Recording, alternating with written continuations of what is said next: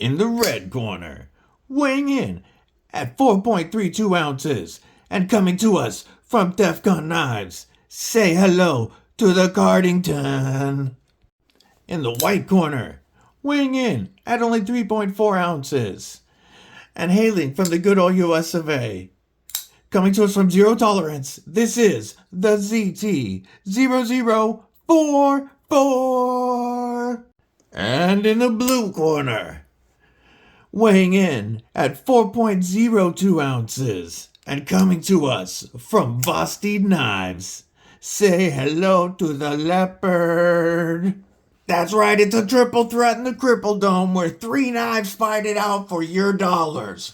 Who's gonna win? Stay tuned.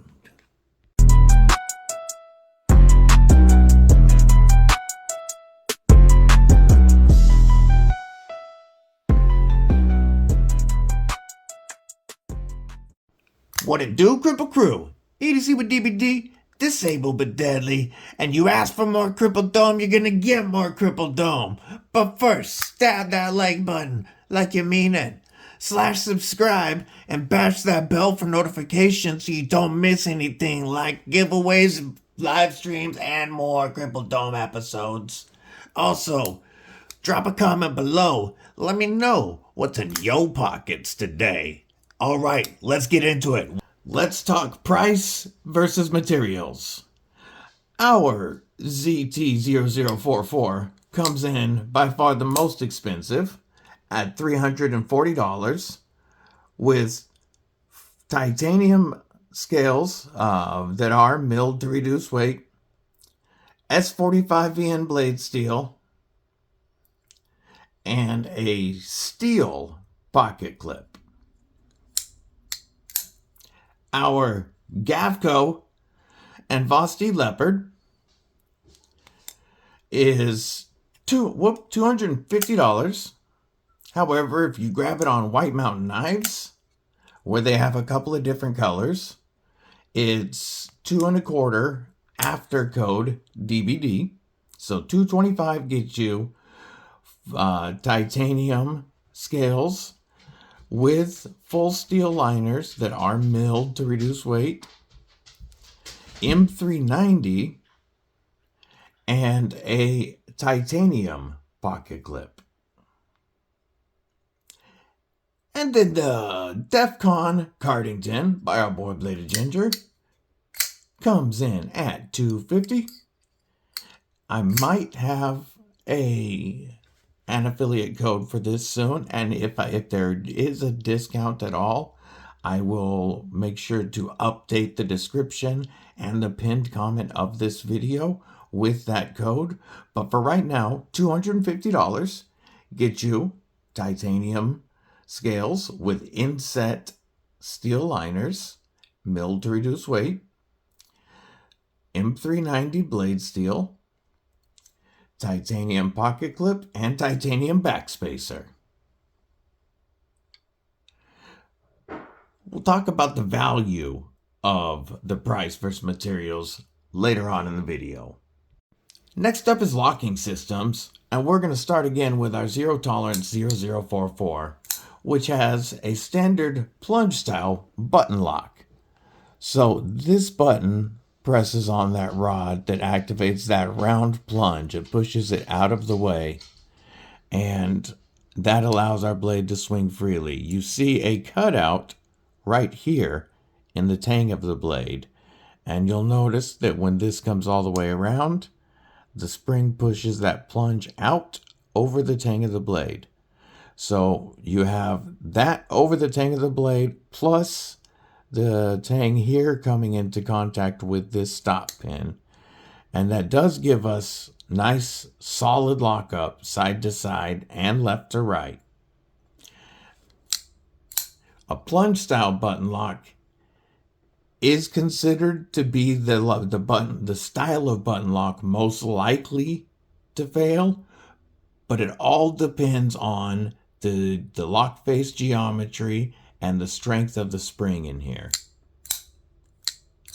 Now, this one does feel really good. However, These next two lock systems allow for a detent ball on the lock, on the lock bar itself, which does give us a little bit crisper of a detent. And the Gavko and Vosteed Leopard is rocking Vosteed's top liner lock. So also button activated, but what this does is this button presses the lock bar out of the way. And when this activates, part of the lock bar wedges between the tang of the blade and the stop pin. So this is, they can't use the name, but this is a button actuated compression style lock. Similar to what you would see on Spyderco's. And it provides bank vault style lockup and a lock that is considered much, much less likely to fail during use than a standard plunge lock. Now our Defcon Cardington is rocking a new lock that you have actually seen on several knives out there. The brand DreamTech has several. Defcon themselves has multiple knives with this lock. And there are a couple of companies that are using a pivot actuated button lock that is very similar. But this is the leverage lock. And the leverage lock works very similar to the lock on the Gavko, where we have a liner in there that has a tab that is making contact with the tang of the blade. Now this is more of a standard style liner lock in there. It's just that our button activates a leaf spring that pulls that lock bar out of the way. So that allows for, again, bank vault lockup and a snappy detent because of the presence of an actual detent ball. Whereas the Kershaw, the action isn't great, don't get me wrong, but it's all dependent on that spring. Now, as far as action on a button lock with a flipper, this is probably the snappiest that I have personally felt.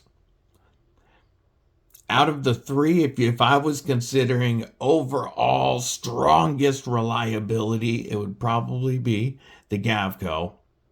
Though I still think that the button actuated liner lock that we see here in the leverage lock is quite a bit stronger and more reliable than a plunge lock.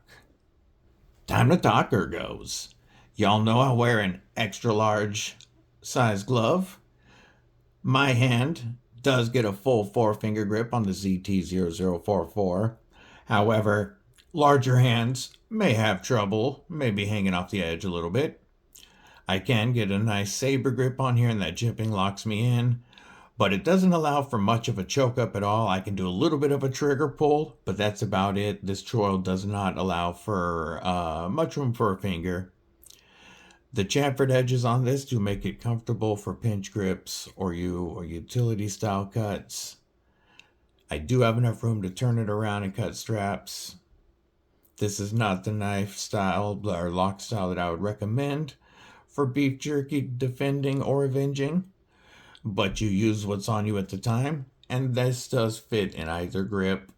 But the ergos on the Gavko do allow for more options in grip style, cut style, and provide better ergos.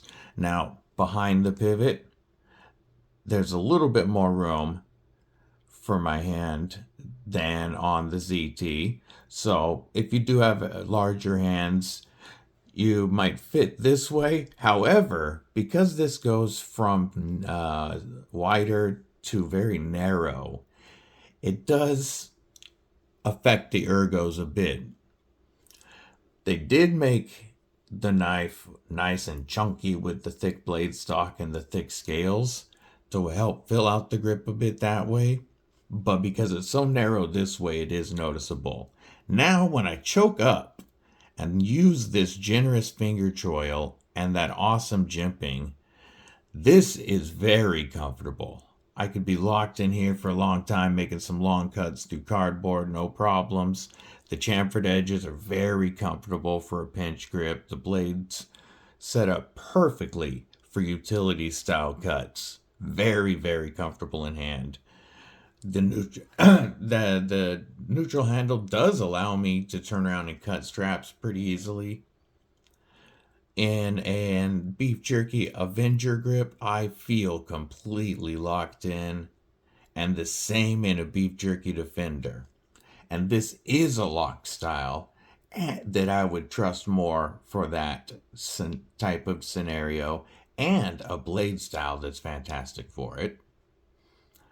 But the ergos on the Defcon Cardington are by far superior to the other two knives.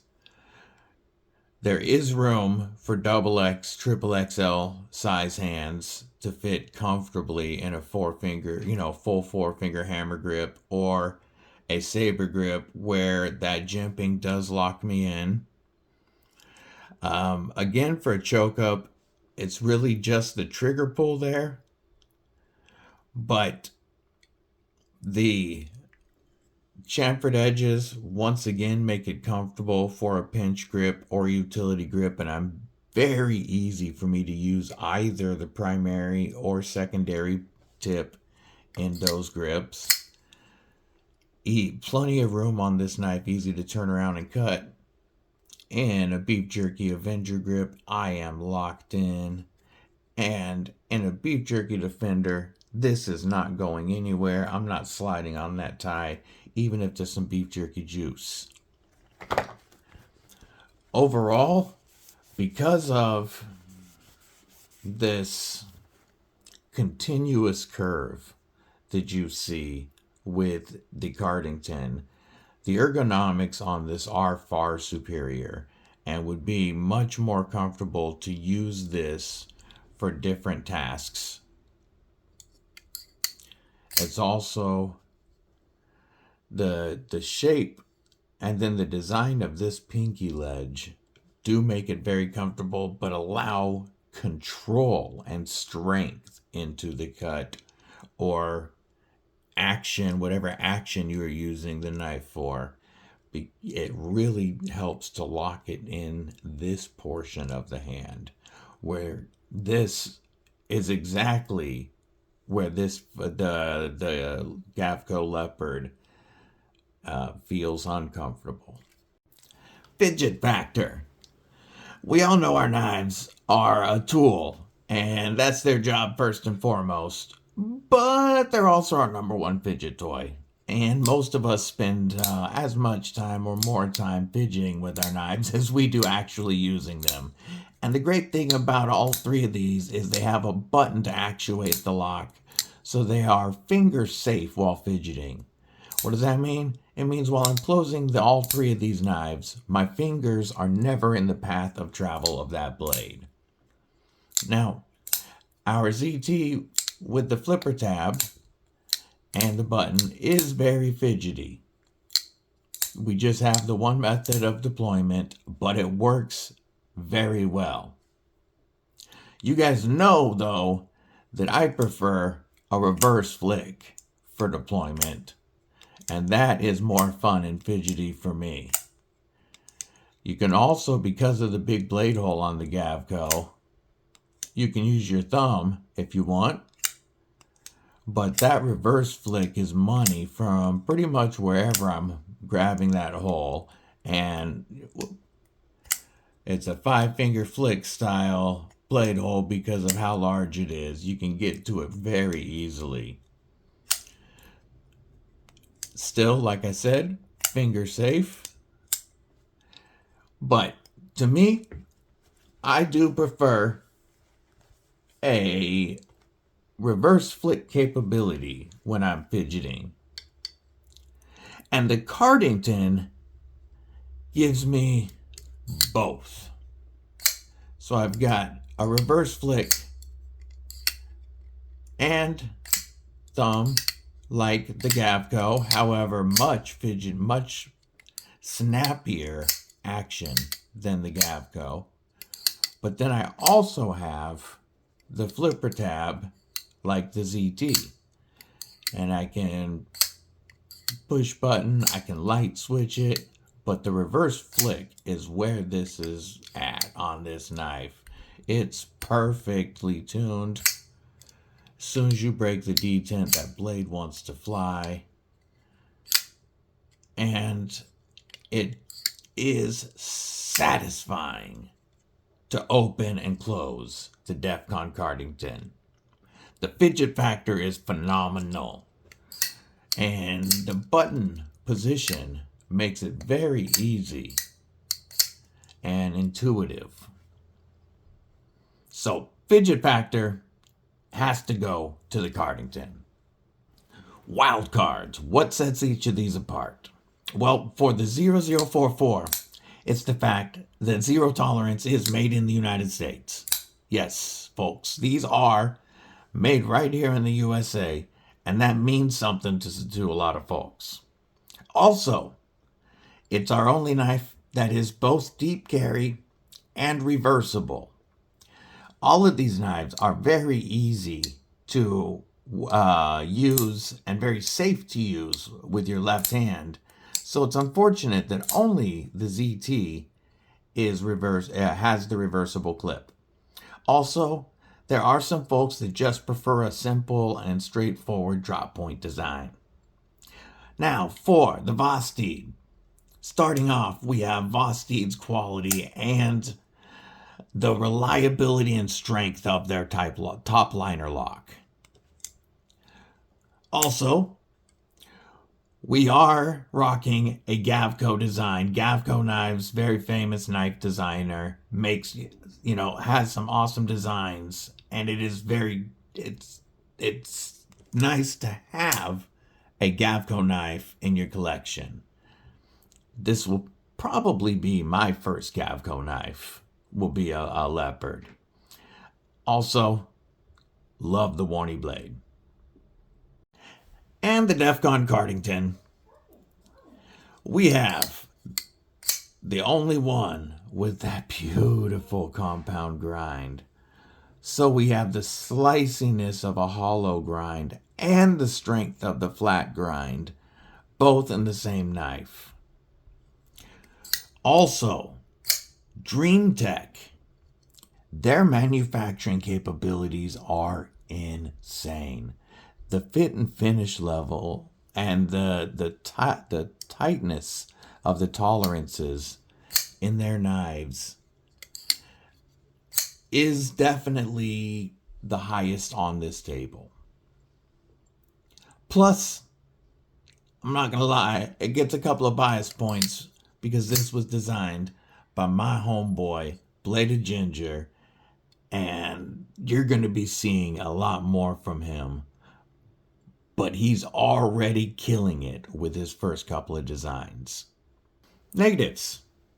If I was going to run through negatives, I don't like that the zero tolerance is $340 and still has T6 screws anywhere on it. And the fact that this is a steel clip instead of a titanium pocket clip for this price is a huge miss to me. For the Gavko and Vosteed Leopard, the negatives for me would be how narrow this gets.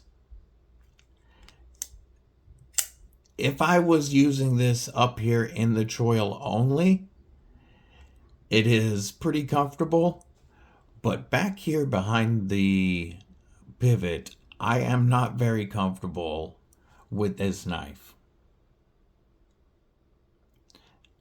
Now, negatives for the Cardington. This sharpening choil definitely could have been done better. This plunge grind, the termination of this plunge grind should have been brought way back here. And that would have opened this up so that you had more life to sharpen off before you hit this and it starts to widen up. It would be easy to fix with just cutting your own sharpening choil. You could just make this right here a little bit bigger, and then you wouldn't have to worry about it at all. So who wins? Well, it's not going to be the ZT0044.